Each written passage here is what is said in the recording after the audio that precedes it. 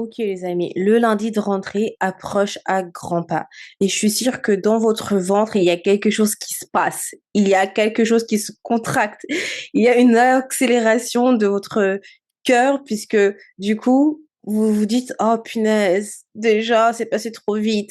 C'est un peu la même appréhension que du mois de septembre en fait. Vous vous souvenez l'épisode que j'ai fait sur septembre? C'est la même appréhension que le mois de septembre en fait. Le fait est de se dire que le lundi de rentrée arrive. On se demande pourquoi ça passe aussi vite. Clairement, on est d'accord, ça passe vite. Et je trouve que, en fait, cette appréhension que la plupart des gens ont à l'égard du lundi de rentrée, c'est quelque chose de réel et qu'il faut pas simplement balayer d'un revers. C'est pas en disant, ouais, t'inquiète, ça va aller, détends-toi, que ça va réellement aller. Parfois, il y a des personnes qui ont vraiment cette appréhension-là du lundi de la rentrée et je pense que ça vaut le coup de pouvoir en parler. Il y a une chose importante que j'aimerais dire dans un premier temps, c'est que avoir peur de la rentrée ne veut pas forcément dire que vous n'aimez pas votre vie, que vous n'êtes pas heureuse. Clairement, je trouve que c'est rien de tout ça. C'est comme une fois, j'avais lu une personne qui disait que les personnes qui attendent le week-end avec impatience, ce sont des personnes qui ne sont pas heureuses dans leur vie. Alors que pas du tout. Je suis très heureuse dans ma vie et pourtant je suis comme les autres personnes qui attendent les week-ends aussi. Quand on est vendredi, je suis contente qu'on soit en week-end, quoi. Je trouve que c'est normal. Et je fais partie des personnes qui n'aiment pas forcément le lundi. Et ça ne veut pas dire que je ne suis pas heureuse. Ça ne veut pas dire que il y a quelque chose qui s'est mal passé dans ma vie. Non, rien du tout. C'est simplement que pour moi, le lundi, c'est associé au début de la semaine. Mais c'est surtout que ça confirme que le week-end a été trop court. Et pour moi, le week-end, c'est l'association au repos, au bien-être, à quelque chose qui a été bon, à quelque chose que j'ai apprécié, que j'ai kiffé. Et quand on arrive au lundi, je me dis, c'est déjà fini. Donc, forcément, personne n'est content de commencer sa semaine le lundi. Et quand bien même, je pense qu'il y a toujours peut-être cette appréhension du lundi, peu importe votre statut. Après, si vous êtes, si vous êtes en vacances ou retraité, ça doit pas être la même chose, mais en tout cas, quand vous êtes dans un statut où vous travaillez en tant qu'employé, je pense que voilà, il y a cette appréhension parfois du lundi et surtout du lundi de la rentrée. Et l'appréhension, c'est souvent cette forme, en fait, de deuil anticipé. C'est le deuil de la liberté, du rythme différent, de la légèreté estivale qu'on a pu avoir. Et ce deuil-là, il est légitime parce que franchement, on sait très bien on a le seum quand l'été est terminé parce que c'est passé ultra vite. Et pourtant, l'hiver ne passe pas super vite. Et c'est pour ça que l'hiver, c'est une période beaucoup plus lente. Parce que contrairement à l'été, punaise, on dit, mais l'été, il est passé où, genre? Ça a commencé en juin et genre, on est déjà terminé. Non, on veut plus, on veut plus. Donc, on est en deuil parce qu'on en veut plus. Et, et forcément, le lundi de rentrée, on est là, damn. Ah, on veut pas. On ne veut pas ce lundi de rentrée là.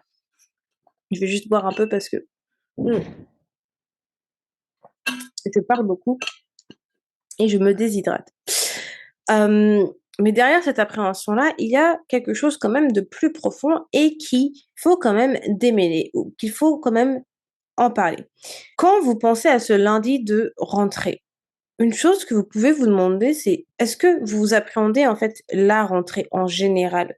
Ou est-ce que c'est simplement quelque chose de précis qui vous inquiète, qui va survenir à la rentrée? Parce que si vous êtes en vacances en mois d'août, on va dire, et que vous devez reprendre du coup le travail à la rentrée, au premier lundi de rentrée, et que vous avez une relation difficile au travail. Et quand je dis une relation difficile au travail, c'est qu'il y a quelque chose qui se passe au travail. Vous avez peut-être un manager qui vous saoule, une collègue qui est toxique. Enfin, il y a quelque chose au travail qui est lourd et pesant. Donc peut-être ce n'est pas en fait le lundi de rentrée que vous appréhendez.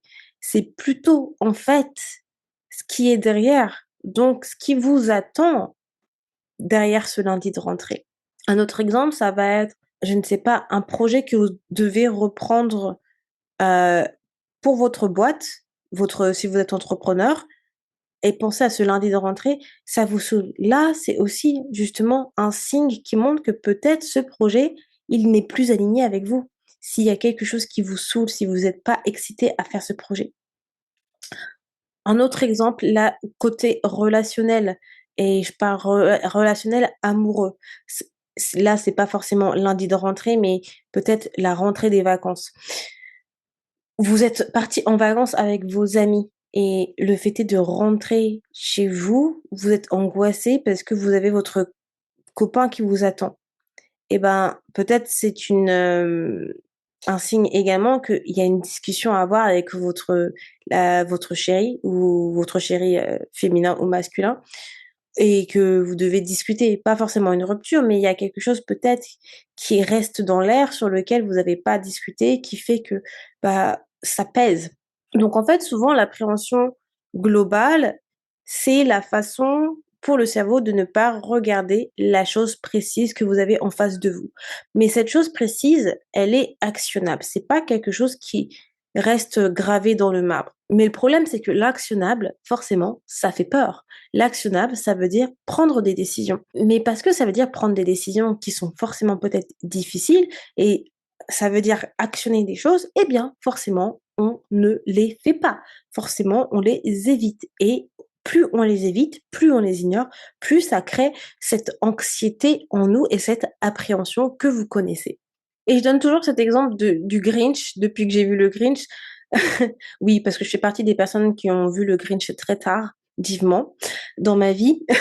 Et en fait, le Grinch, c'est pas Noël qu'il n'aime pas, c'est ce qui s'est passé à Noël. Donc, en fait, l'appréhension qu'il a toujours de Noël, des fêtes de Noël, c'est parce que, en fait, il s'est fait harceler et ça s'est arrivé en période de Noël. Mais sinon, c'est pas la fête en telle quelle qu'il n'aime pas, c'est les gens qu'il a associé à la fête de Noël. Et j'avais donné aussi un autre exemple, et il me semble que c'était dans mes fil boost d'hiver.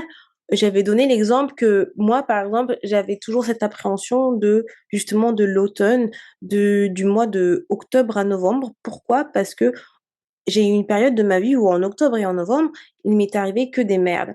Et du coup, à chaque fois qu'on arrivait à cette période, j'étais vraiment anxieuse parce que je me suis dit: «Qu'est-ce qui va m'arriver encore à cette période?» Jusqu'à où j'avais vraiment, on va dire, donné un signal à mon cerveau, je sais plus parler. J'avais donné un signal à mon cerveau d'effacer le mois de novembre de mon cerveau, clairement. À chaque fois que les gens me disaient: «Ah, le mois prochain, on est quel mois?» Je disais décembre, je disais même pas novembre parce qu'en fait, j'avais vraiment donné l'ordre à mon cerveau de l'effacer et j'ai appris au final à pouvoir justement enlever cette peur, cette appréhension en trouvant des choses positives et qui me font du bien dans le mois de novembre pour, au fur et à mesure, apprécier le mois de novembre. Donc, je vais vous donner quelques étapes pour pouvoir faire la même chose. Première étape, c'est de trouver la peur précise derrière cette appréhension. Est-ce que vous avez peur, en fait, de retourner au travail? Est-ce que vous avez peur de retomber dans des schémas, répétitifs? Est-ce que vous avez peur, en fait, d'aborder une conversation avec votre chéri, comme l'exemple que je vous ai donné tout à l'heure? Définissez cette peur. La deuxième étape, c'est quelle est la chose que vous pourrez faire maintenant pour vous préparer, en fait, à ce moment, donc à ce lundi de rentrée, puisqu'on parle du lundi de rentrée. Et le but, c'est pas que cette petite chose va résoudre le problème en tel quel, c'est juste un pas vers la résolution. Et là, c'est exactement ce que je vous disais par rapport avec moi, avec novembre, trouver des petites choses, bah, justement, qui me font apprécier le mois de novembre. Et au fur et à mesure, plus vous construisez ces choses-là, mieux vous allez réussir à passer cette peur. Troisième étape, quelque chose de très simple puisque là on se focus sur le lundi de rentrée, c'est de trouver justement cette chose que vous avez adorée en été, que vous allez ramener justement en septembre. Et là, je vous réfère à l'épisode où je vous ai dit justement avec le bilan, qu'est-ce que vous ramenez de l'été que vous prenez en septembre? Vous voyez tous les exercices que je vous donne, en fait, ils ont un pattern, ils ont vraiment un schéma parce que justement, ils vous montrent qu'est-ce qui vous impacte en fait le plus. Donc là, en faisant par exemple l'exercice que je vous ai donné là pour le bilan, vous pouvez faire cette étape 3. Et le fait est que vous ramenez ce qui vous fait du bien en été et que vous gardez en septembre, ça va vous permettre justement de vous concentrer sur cette chose positive et de moins appréhender cette peur. Et la quatrième étape, c'est une étape toute simple, c'est de se rappeler que vous êtes là aujourd'hui et que vous avez déjà vécu ces moments difficiles. Par exemple, quand vous appréhendez le lundi du retour en vacances pour aller au travail, dites-vous que vous avez déjà vécu ça et vous avez quand même survécu. Ça s'est bien passé. C'était un moment désagréable, peut-être inconfortable, mais vous avez réussi à passer ce moment-là. Que ce soit l'année dernière, les 2 dernières années, les 3 dernières années, peu importe combien de temps vous êtes dans la même boîte. Mais prenez justement ces signaux pour pouvoir vous questionner et vous demander si, au final, bah, le travail que vous faites, vous devez le garder. Je sais très bien qu'aujourd'hui, c'est très important d'avoir un travail, mais ça vous en dit long sur comment vous vous ressentez en fonction de votre travail. Donc bref, l'appréhension, c'est une émotion et c'est une émotion valide que tout le monde vit à un moment donné par rapport à certaines situations. Mais comme vous avez pu le voir, au début, on croit que c'est lié simplement parce que oui, on n'aime pas simplement le lundi. Parfois, c'est simplement le cas où oui, on n'aime pas le lundi. Mais parfois, il y a quelque chose qui se cache derrière, qui est beaucoup plus profond et qui en dit long sur votre situation. Voilà les amours, on se retrouve demain pour l'épisode 28 des Feed Boost. Ciao tout le monde!